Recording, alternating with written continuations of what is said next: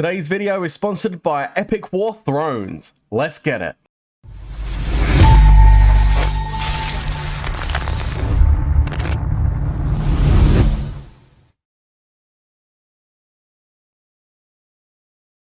What's going on, guys? It's your boy Worthy Prince coming at ya with a new title today, Epic War Thrones. This game looks really interesting from the outside, definitely something similar to the kind of game I like to play. So let's check it out, shall we? The graphics look absolutely insane on this one, so definitely looks quite real. Character design straight off the bat, very impressive. I'm going to go ahead and choose the dude. We'll go with Worthy Prince because it's your boy, and let's get into it. Now, when you first start this off, you're going to have to choose your state within your kingdom where you want to be. And you can choose the state which, you know, is best suited for you. So based on the language of the people speaking there, as you can see, when you click on each state, there is a breakdown in the top left hand corner that tells you, how many Chinese, Indonesian, Vietnamese, English are in that particular kingdom. And I'm going to go for this one in the top right hand corner because it's predominantly English, because I speak English. It'll probably help out. Now, as soon as you go through that section, we go into a tutorial section to start off the game with a cool intro. Check it out. It looks pretty cool, right? Riots and slaughter swept across Riots and slaughter. Oh my goodness. the whole country. In August, I'll tell you what I really like about this game is the art style on it. I really am impressed with this. Like, I'm into all samurais and that kind of era, like the Zing Dynasty kind of stuff. It's pretty cool. So Guan Yu, he's telling us that happened to run into some enemies. Dongwu has been at odds with his father. Now that he's gained influence, he's going to ride with him and help him out, take out some scouts. Okay, sounds good. Well, get on board. Let's kick some butt. Now, when you first start off, here's your castle. It looks pretty good, right? I was a bit confused by the numbers, but I'm going to explain what those are in just a moment. When you first get into the game, this is what you're going to see. Your castle is going to be under siege from these units. Now, you do need some generals. You're going to have to summon some generals to attack those guys. So going into the summon screen straight away, you're going to see that you get the chance to summon some generals to put into your battalions.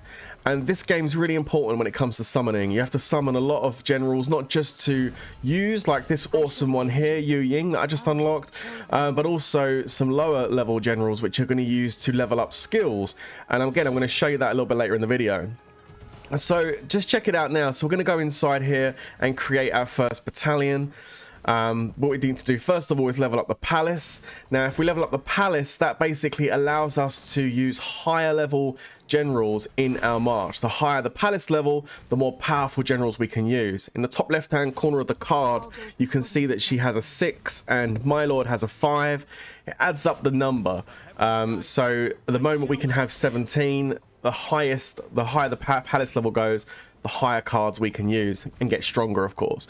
But right now we have put 2 generals into our march. We can go ahead and attack right now. So we're going to go and march this out of our castle and attack one of these units that are currently attacking us. Now, something that's going to blow you away here is the battle sequences. Now, you can skip these when you're doing the general fighting later on, and you can go and watch them if you choose to. But check this out. This is amazing. So I really wasn't expecting nothing like this. You don't normally get this in these kind of games. You normally get a really kind of like dulled down kind of battle experience when it comes to the fighting. And although this is fairly automated on this particular fight, there is an actual battle mode where you have to actually activate the hero's skills during the fight, which is pretty good stuff. You can change the formations, and you can also go ahead and change the positioning of your generals. Now, the one with the red M is your commander. Now, that's really important because if your commander goes down, then you're going to lose. And the same goes for the enemy as well. You can see that the one on the far right here has got a red M next to him. If he dies, then it's game over for him. And the battle begins, and you can see the troops go marching in, special skills go firing off, arrows flying through the air. We've got ballistas firing rocks of fire. It looks absolutely insane. And although this is, like I said, although that's fairly automated, there is a battle mode where you can actually manually activate the skills and stuff and be a bit more interactive. So that's pretty good too. So the battles are really good. I really was impressed with the graphics and the whole interaction on the fighting on the tiles. And like I said, it does that. It shows you the full battle on the first one, but as you start playing, get into a couple of battles, it starts to skip it. You just see a little fight on the tile and it will tell you attack or defeat. And if you want to, you can go and check out the fight in the replay, which I'll show you in a bit. Now we're going to go down and quickly assign some more troops to our generals because we killed some and now they're fully ready to go for another fight. Now with this game, you don't have to actually train troopers in the sense of, oh, I've got to train a whole bunch of infantry, a whole bunch of cav. What you do is you level up your generals and then you recruit the soldiers, and you do that inside the city and you recruit them in one big go. And then then you go ahead and assign them. It's pretty straightforward stuff. It's really, it sounds more complicated than it is, but it is pretty easy. We're going into the second fight now. I thought I'd show you the second battle as well, because I just enjoy watching these. We're going to go and change the formation this time. We're going to go over wing. I'm going to put my lord in front of my commander because my commander here is a range general and I don't want them getting up close. So I'm going to put my tank lord in front. He's going to go forward and block their commander, and you can see mine's nice and free at the back there. And then all the troops go flying in. The cavalry just storms ahead, followed by the arrows. I love it. I really do enjoy watching these fights. They're a lot of fun to watch. And every time you do one of these battles, you're going to be upgrading your generals. They gain experience, which increases their level, and in turn increases the amount of troops they can carry with them, which means eventually you can go and attack more stronger enemies. Okay, now these first few battles here are the tutorial battles, but you can see all these numbers all over the map. You're probably wondering what they are. Well, basically they're different levels of resources, and what you need to do is go ahead and attack those so you can increase your yield of resources you have coming in to enable you to upgrade your buildings inside your castle and ultimately get stronger, create more battalions, put more higher level generals into those battalions. You can see we just managed to win that fight there. We recruited a general, and the battle report is here. If we want, we can go back in, like I said, and we can watch that battle replay. If we want to go and take a look and see how the battle played out, we can go ahead and do that. I'm not going to do it right now, but we can go in there and check it out and see it for us and see what's going on with it, because they are a lot of fun to watch, those battle sequences. So yeah, basically the main plan, your first initial goals in the game are going to be to occupy as much territory as you possibly can and expand your territory, okay? But to do that, you are going to need more generals and you're going to have to level them up. Now, something I'm going to do here is I'm going to go ahead and try and summon some new generals. Let's see what happens here when we do a summons. I'm also going to use copper. There we go, 4-star general. We got Mrs. Gan, very nice indeed. And not only that, we get a bunch of these 2-star generals as well, and we can use these, we can break them down and we can turn them into skill points. So any general that we're not going to be using, we can turn them into skill points, and we can use those skill points in turn to level up our generals. Check this out, wisdom level 1. This is a rarity skill. We're gonna, as you can see, we're gonna level it up. There we go, level 3, brilliant. And then we're gonna go to the next one. He's got a different ability called seeing loopholes. We're gonna go ahead and level that up to level 3 as well. Now you can use copper, which you gain as you progress through this game, to summon all these generals to get these skill points, or you can get the beads as well, which I believe you get through completing quests and through the store as well, which you can go and summon with too. So now we've gone ahead and leveled up our heroes, our generals.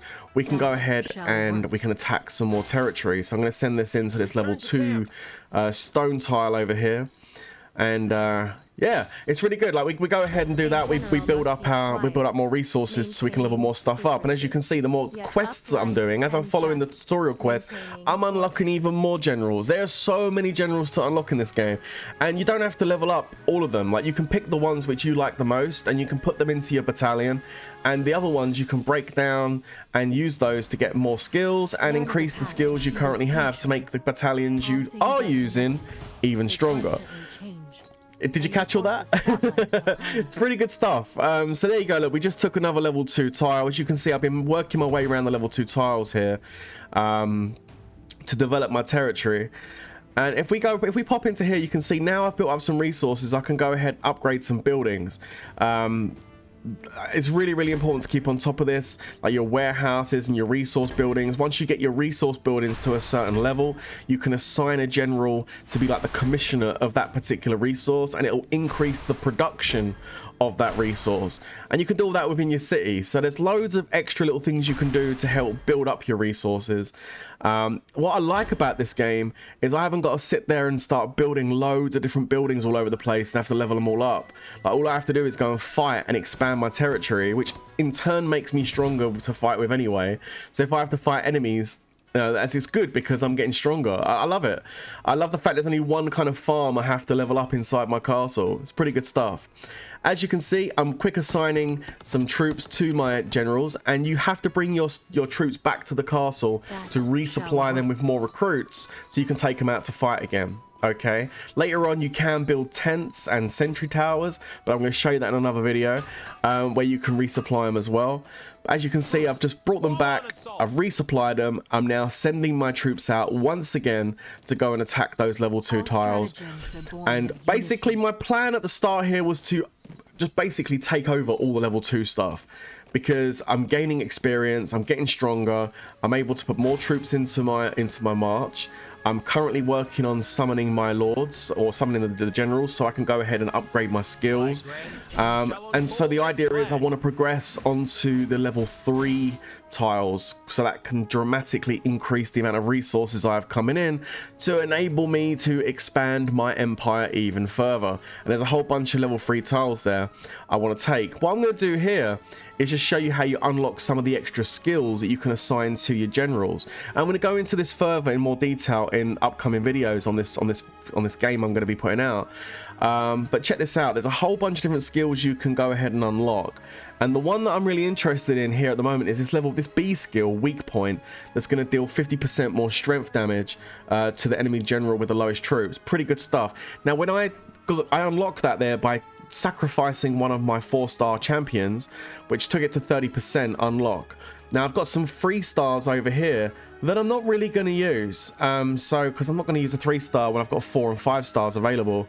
So I'm going to break those down, and it takes me to 60%. I still need 4 more champions to unlock that skill. So we're going to go into the summon screen. I'm going to go ahead and use some copper. Now if you've got loads of copper, you don't have to keep clicking the button. You can click on multiple and choose how much copper you want to use. It does 150 road spins, and boom, luckily enough, I get my 4 champions. So now I've got those, I can go back into the skill screen, go to the weak point skill, which is currently 60% unlocked, and I can go ahead and use those 3 or 4, should I say, 3-star champions I'm not going to use, and boom, we got the weak point skill unlocked, which is really, really good. Now that's unlocked, I can go and choose one of my lords, and I can go and put that onto them to make them even stronger. But before you can do it, before you can add skills, do that kind of stuff, add troops, you have to bring the troops back to your castle before you can do stuff like that. Or like I said, if you've got tents or sentries out, you can use those too. One other good thing about this is when you're in alliance, if your castle is near someone else's, you can actually connect up your areas and use each other's areas, which is pretty good too. But again, we'll get to that in another video. Here's the weak point skill. So I'm going to go ahead and pop that on. I'm going to put it on my lord. I'm going to level it up a couple of times as well, because we've got some extra skill points. So now that's done, are we powerful enough to go ahead and take out a level 3 tile? Now if I am, and I know I can do this, I'll be able to expand my territory across all these level 3s, get stronger still, and then work my way up to level 4s. And while I'm doing this, my resource production is just going up and up and up and up. So my castle will be upgrading as well too, which is really, really good. Just about to hit it, and I get the win. Awesome, and leveled up. You can check the replay there as well if you want to, but I'm not going to do it right now, but you can check that out. Anyway, if you want to try this out for yourself, check out the link in the description below, guys. I'll be putting some content up on this over the next few weeks and showing you how my castle's progressed. If you're enjoying that, don't forget to like, subscribe. I'll catch you on the next one, but until then, stay safe, everyone, and of course, peace out.